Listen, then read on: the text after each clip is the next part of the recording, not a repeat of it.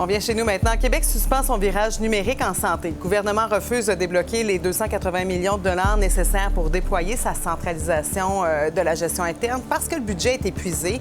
L'Autorité des marchés publics confirme avoir ouvert une enquête. 2 projets sont donc mis sur la glace, dont celui de dossier santé numérique.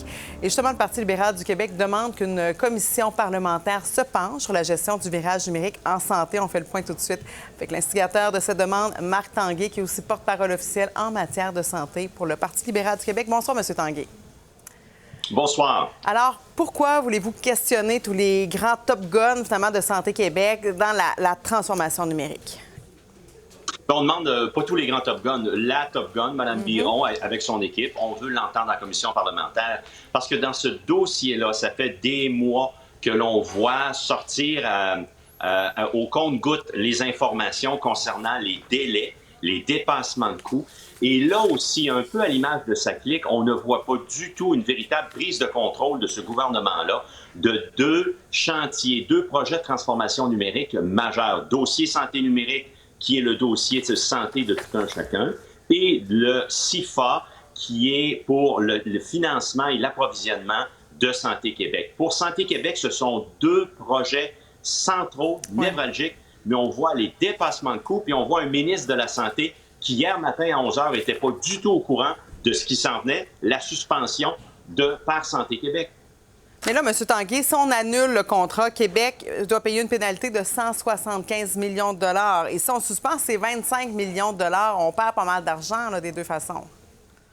Exactement. Mais voyez-vous, ça, c'est le ministre Bélanger, ministre de la cybersécurité et du numérique, qui, lui, est sorti publiquement pour dire, moi, je déchirerai le contrat, quitte à payer 175 millions.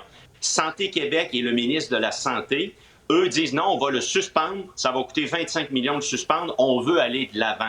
Alors, vous voyez que déjà là, à la tête du gouvernement, il y a une contradiction. Il y a 2 ministres qui ne s'entendent pas. De un. De 2, évidemment, nous, on veut, et c'est le but de notre demande d'une commission parlementaire, entendre la face cachée de la Lune, Santé Québec, qui gère beaucoup, qui prend des décisions majeures et qui envoie la facture au gouvernement. Puis c'est également entendre au sein du ministère de la cybersécurité et du numérique la personne qui est en charge. On veut entendre le directeur principal de l'information qui, lui, est en charge de développer une vision et de mettre en œuvre. Parce que quand on questionne les ministres, imaginez-vous donc, on se fait dire on n'est pas au courant, on ne le sait pas. Bien, ça, on ne veut pas revenir sa clique. Je veux juste entendre aussi, Gilles Bélanger, nouveau ministre de la cybersécurité, veut se débarrasser du contrat avec LGS, la firme qui est impliquée dans le fiasco Saclay. Est-ce que quand même, là, où est-ce qu'on est rendu? Est-ce que c'est ça qu'il faut faire? Bien, écoutez, on n'a même pas les données. Et voyez-vous, il est en contradiction, lui, avec le ministre de la Santé, Christian Dubé, qui dit non, j'ai confiance en Santé Québec.